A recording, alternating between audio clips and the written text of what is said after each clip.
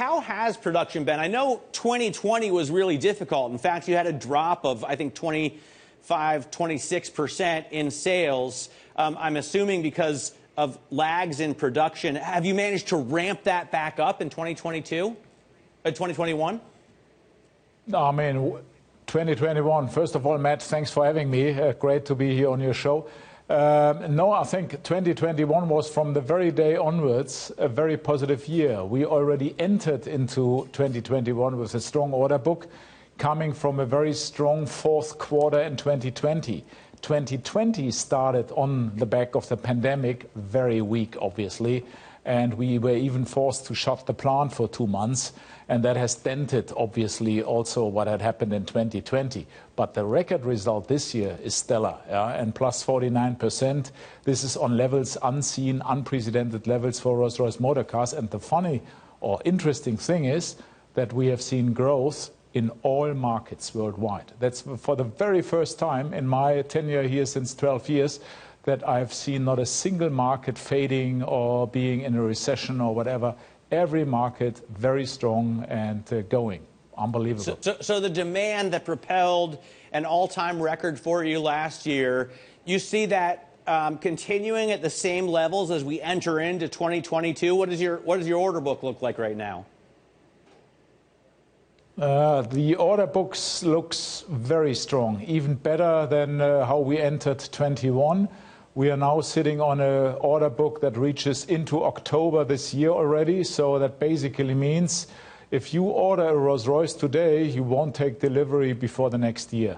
And that is now what I call also quite a healthy order book and also a good situation for us to sit on what I call 1 year waiting time for one of our lovely products. So what is the best-selling vehicle that you got? I have always loved the Ghost, but obviously the Phantom is more luxurious, and the SUV has to be, you know, the newest, most exciting thing. What are you selling the most of? I mean, the new Ghost, Matt, is a stunning success worldwide. And also on the back of Black Badge Ghost, which we launched in October, we have seen brilliant sales numbers for Ghost last year. And Ghost and Cullinan are sort of head-on-head. Also, Cullinan, after such a long time already in the market, is going from strength to strength to strength worldwide. So both cars are basically carrying the main volume. On top sits the Pinnacle Phantom, also very stable, even better than the years before last year.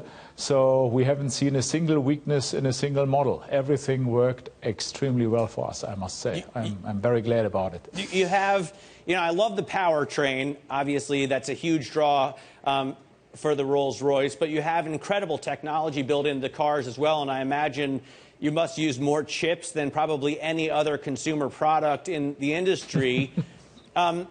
What is your experience right now getting hold of chips? I'm sure your parent company gives you a little bit more because you have better margins.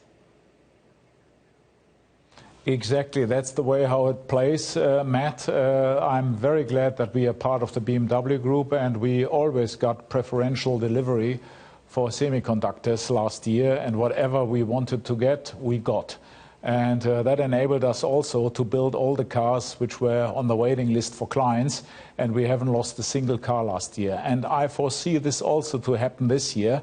And I think in total, the BMW Group managed the chip crisis very well. And when you see the results of the BMW Group in total, BMW as a brand, brilliant, leading now the entire segment. Absolutely, Oliver Zipse has done a great job there.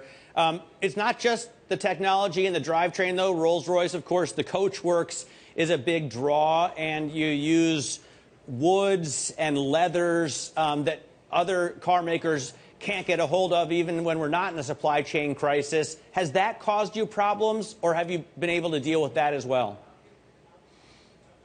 No, we were able to deal as well because we forecasted early enough, and we have seen that trend to continue into bespoke and heavy bespoke cars.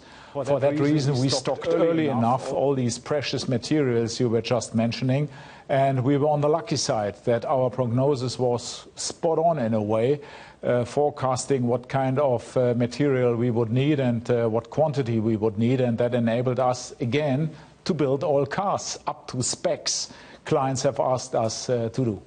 When are we going to learn more about the Spectre? I've been delving deeply into the world of EVs lately, and I would love to hear details like the size of the battery or the possible range, what kind of experience it's going to be. When am I going to get these kind of details from you?